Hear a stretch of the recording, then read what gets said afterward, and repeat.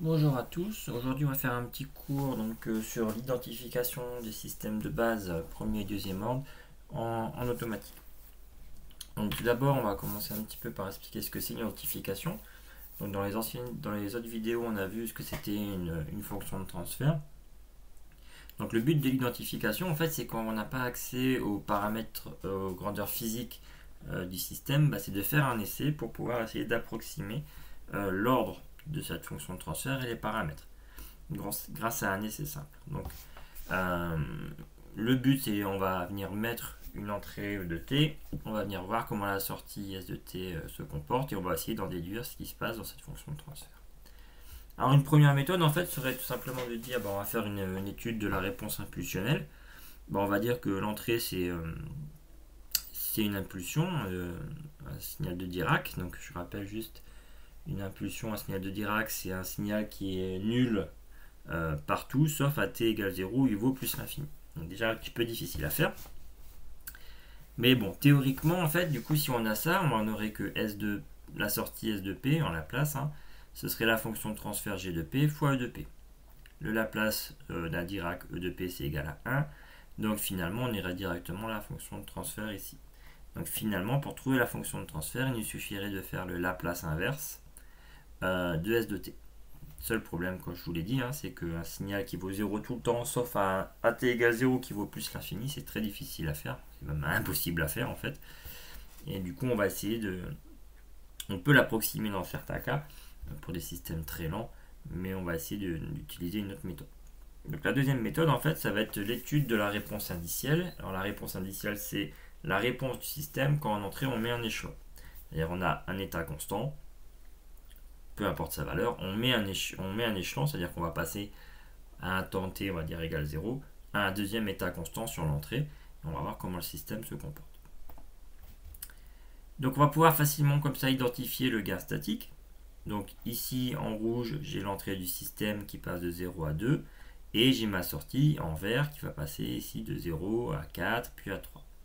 Donc le gain statique, en fait, ça va être quand on passe d'un régime permanent à un autre, et que le système il est asymptotiquement stable forcément. En fait, le gain statique est défini par le rapport de la variation de sortie et de la variation d'entrée quand celle-ci est un échelon. Donc quand on a une réponse indicielle, c'est forcément un échelon, c'est une définition. Donc le gain statique K ici va être le rapport ici. Donc je reprends ici une formule d'une ancienne vidéo où on prend la fonction de transfert ici et on voit ici que K c'est la variation de sortie sur la variation d'entrée. Attention, j'appuie, c'est vraiment une variation, c'est-à-dire que si on ne démarre pas à 0, que ce soit sur la sortie ou sur l'entrée, il faut vraiment prendre cet offset. Donc ici je vous propose d'essayer de calculer ce gain statique, pas très très compliqué. Vous pouvez faire pause si c'est pas évident pour vous, mais je vais vous donner la réponse. Donc ici le gain en fait il va être de 1,5 parce que la sortie elle varie entre 0 et 3. On prend le moment où c'est stable et l'entrée elle varie entre 0 et 2. Et 3 divisé par 2 ça fait 1,5. Voilà pour le gain statique. Alors maintenant, on a toute une série de définitions qui sont liées à l'identification, notamment les temps de montée, les temps de réponse. Donc, je vais donner des définitions assez générales pour l'instant. Le temps de montée, en fait, c'est le temps au bout duquel le signal aura franchi la première fois sa valeur. Si on dit juste le temps de montée, sa valeur finale. Donc ici, on voit ici, on a une valeur finale qui est à peu près ici autour de cette valeur là, et en fait le temps de montée ça va être à partir de quand, on a mis l'entrée juste ici à 0, à partir de quand on va franchir une première fois cette valeur. Alors attention parce qu'on a une deuxième définition qui est le temps de montée à x%, et en fait ce temps là est forcément plus court que le temps de montée classique, parce qu'en fait ça va être le temps pour lequel le signal de sortie passe de x% de la variation à 100 moins x% de la valeur finale. Donc on va avoir un temps un petit peu plus petit ici. Et on a aussi le temps de réponse à x%. Donc généralement quand on dit juste le temps de réponse, on est à 5%. Donc le temps de réponse à x%, c'est le temps au bout duquel le système va atteindre son régime permanent à plus ou moins x% près, et à partir duquel il va plus s'en écarter. Donc ici on va dire qu'on est à 5%. Donc vous voyez la valeur finale elle est là. Donc ici on a un encadrement plus ou moins 5%. Donc on passe ici, mais comme on ressort, ça compte pas. Et à partir d'ici, on reste dans l'intervalle plus ou moins 5%. Donc on a ce temps de réponse ici. Voilà pour les définitions de base. Un temps de retard, qu'est-ce que c'est? En fait, un système il est dit avec retard si le signal de sortie il est clairement décalé par rapport à celui d'entrée d'un temps t0. Donc on voit ici qu'on met un signal à l'instant t égale 0 et on voit qu'on va mettre 0,7 à peu près 0,8 secondes avant que le signal d'entrée ait un impact en sortie sur le signal de sortie. Donc pendant ce temps-là, on assimile ça à un temps de retard. Donc ici de 0,7 secondes. Et donc la fonction de transfert ici, en fait, elle peut se mettre sous la forme, donc c'est un petit rappel, la fonction de transfert, c'est la fonction de transfert sans retard, g' de p, exponentielle moins t0 de p. Voilà un petit peu pour le temps de retard. Maintenant, on va faire comment on va pouvoir identifier. Donc, on va mettre un échelon. On va voir comment on peut identifier si c'est un système du premier ordre ou si c'est un système du deuxième ordre. Donc, on va commencer par le premier ordre. Il a des caractéristiques très faciles, très simples. Donc, tout d'abord, un système du premier ordre, sa fonction de transfert sous sa forme standard, elle est ici. C'est K divisé par 1 plus tau P. K, donc le gain statique. Tau, pour un système du premier ordre, on appelle ça la constante de temps du système. Et forcément toujours une forme standard, 1 plus quelque chose. Alors, quand on met un échelon ici, donc là je ne l'ai pas mis, mais l'échelon il commence ici à 0. On va, donc on suppose un échelon unitaire ici. On a plusieurs façons en fait de trouver la constante de temps. Donc la première chose qu'on peut faire en fait, c'est qu'on va regarder la valeur finale. Donc c'est une réponse particulière ici du système du premier ordre. Comme on l'a vu dans l'exemple RC, c'est une exponentielle. Enfin 1 moins exponentielle. Donc la première méthode qu'on peut faire pour identifier la constante de temps en fait, c'est qu'on va faire une asymptote, une tangente à la valeur finale ici, et on va prendre ici la tangente à l'origine ici, et on va regarder à quel instant ça se croise. Et en fait cet instant là va nous donner le taux. Ça c'est une première méthode. Attention, si le système il est un petit peu bruité au départ, la pente ici elle peut être un petit peu fausse, ce qui fait que ça va vous troubler votre taux. Moi ce que je préfère comme méthode c'est celle-là en fait, c'est que à partir du moment où on a une réaction, on va dire, on va supposer qu'il n'y a pas de retard, au bout d'un temps t égale taux, en fait le signal il a fait 63% de sa variation. Et donc c'est comme ça qu'on repère tout. En fait, on regarde quelle est la variation. Donc si elle est de 10, de 0 à 10, je regarde quand est-ce que le signal passe par 6,3 et ça nous donne le temps taux. Donc, en général, c'est la donnée que je préfère parce que c'est la plus propre et la moins sensible au bruit. Alors sinon, on a d'autres particularités. C'est quand on a 3 taux, on a 95% de la variation et à 5 taux, on a 99% de la variation. Donc généralement, on dit qu'à 5 taux, on est atteint la valeur finale, qu'on ne bougera pas. Donc un point spécifique à un système du premier ordre, c'est que vous avez ici une tangente à l'origine qui est non nulle. On a direct une action qui part comme ça, qui ne démarre pas tout doucement, vraiment direct, une tangente à l'origine non nulle donc, sur ce système-là. Ça c'est une particularité du système des premiers ordres. Donc pour un système du premier ordre, donc on a un temps de réponse, si on dit rien d'habitude, c'est à 5% ou à 95%. Qui est de 3 taux et un temps de réponse à 99% qui est de 5 taux. Le temps de montée, comme le temps de montée par définition, ce qu'on a dit avant, c'est le temps qu'on va croiser la première fois la valeur finale, et vous voyez ici très bien qu'on n'atteint jamais la valeur finale, donc on n'a pas de temps de montée sur un système du premier ordre. On a un temps de montée à X%, mais on n'a pas un temps de montée tout court, vu qu'on ne croise pas la valeur finale. Donc ça c'était les systèmes du premier ordre. Donc maintenant on va s'attaquer au système du deuxième ordre. C'est un petit peu plus compliqué mais c'est pareil, c'est quelque chose qu'il faut apprendre, qu'il faut connaître. Donc tout d'abord la forme standard d'un système du premier ordre c'est G2P, vous avez toujours le gain statique ici, divisé par 1 plus 2 xi, alors ça s'appelle xi, cette lettre Y ici, sur oméga 0 fois P, plus P carré sur oméga 0 carré. Le gain statique, c'est toujours K. Alors ce qu'on appelle xi, c'est le coefficient d'amortissement. Certains l'appellent M, donc notamment un petit peu en méca. Donc bon, moi je choisis d'utiliser xi ici.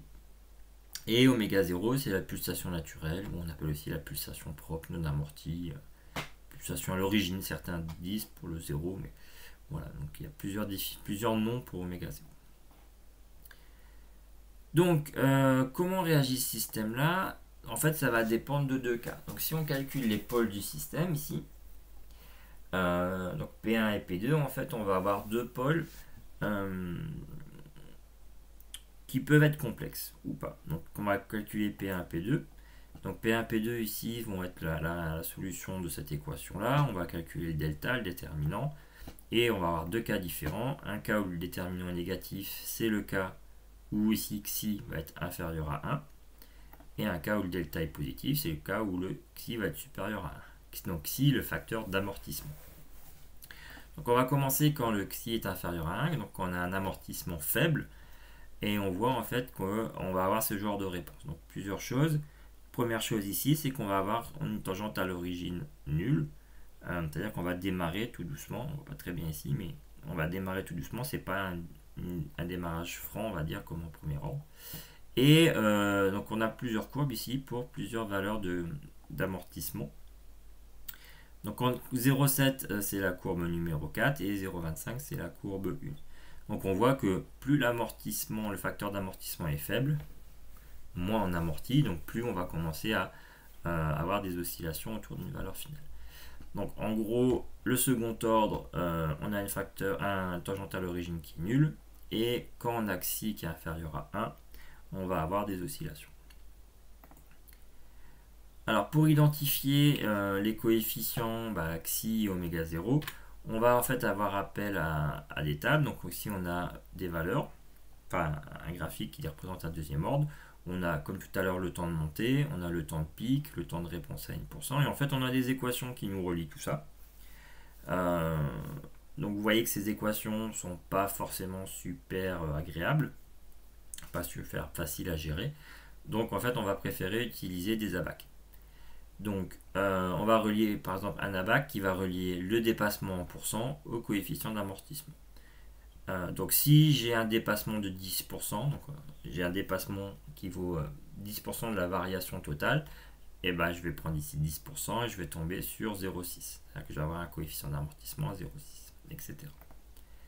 Ici c'est un peu le même genre d'abac, alors sauf qu'on va avoir ce qu'on appelle le temps de réponse réduit, qui est égal à TR fois oméga 0, donc le temps de réponse. Le temps de réponse, on peut le mesurer.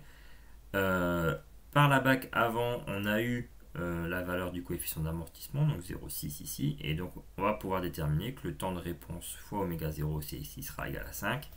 Si on connaît le temps de réponse, on connaît oméga 0. Le gain statique pour le deuxième ordre identifie pareil, donc avec ces deux abacs là, on arrive à avoir le gain statique, le coefficient d'amortissement et le oméga 0. Alors ces abacs là sont un petit peu lourds je trouve, donc moi je préfère en fait utiliser une table des valeurs. Donc vous voyez ici comment fonctionne cette table. On va commencer par regarder quel est le dépassement ici en pourcentage. Donc ici on a normalisé, on a de 0 à 100%. On regarde la valeur du dépassement. Par exemple un dépassement de 10%. Alors on ne va pas chercher la valeur pile à 10%, nous en automne, hein. Donc on s'autorise une petite erreur, on va dire, qu'on compensera plus tard, qu'on corrigera même. C'est le mot exact. Donc si on a 10 ici, donc on va bloquer cette ligne ici, là, toute la ligne là, ça veut dire qu'on a un xi qui vaut 0,6, un coefficient d'amortissement qui est à 0,6, exactement comme tout à l'heure.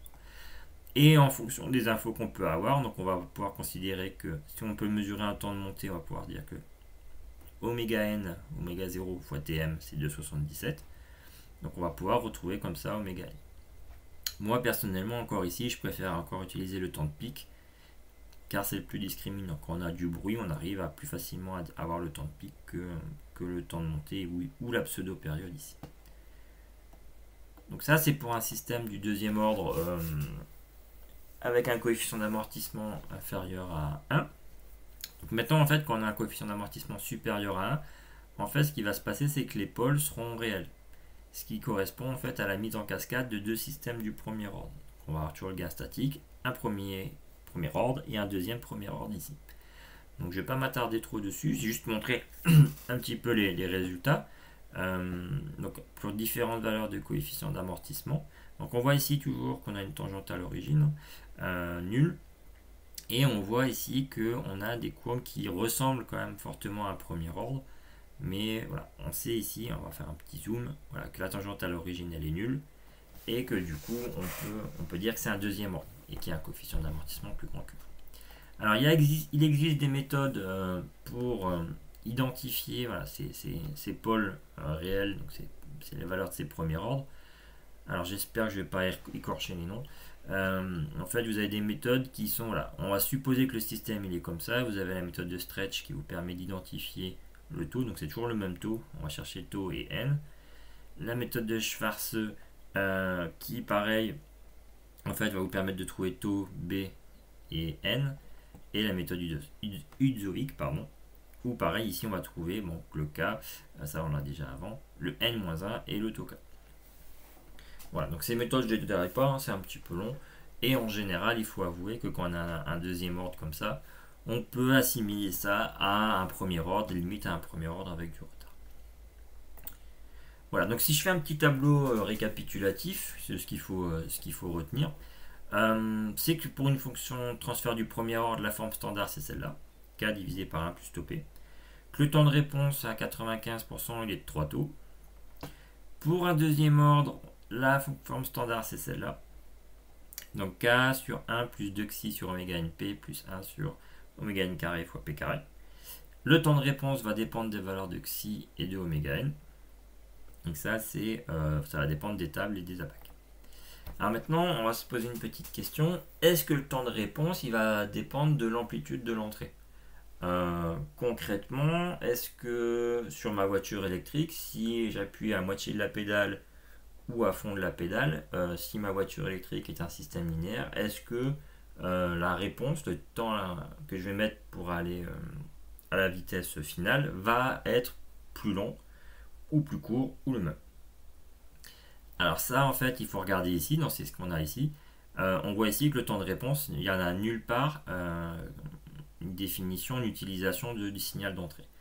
Donc ça peut paraître un petit peu anti-intuitif, contre-intuitif, mais sur des systèmes linéaires, le temps de réponse, il dépend seulement des paramètres du système. C'est pas intuitif. La plupart du temps, en fait, ce qui va se passer, c'est que quand on va mettre une commande, elle va être un petit peu lissée, elle va être étirée dans le temps sur des systèmes réels, ou on va aller taper des saturations. Mais là, on est bien dans des cas des systèmes linéaires, une entrée, une sortie. Donc dans le cas des systèmes linéaires, donc sans saturation, sans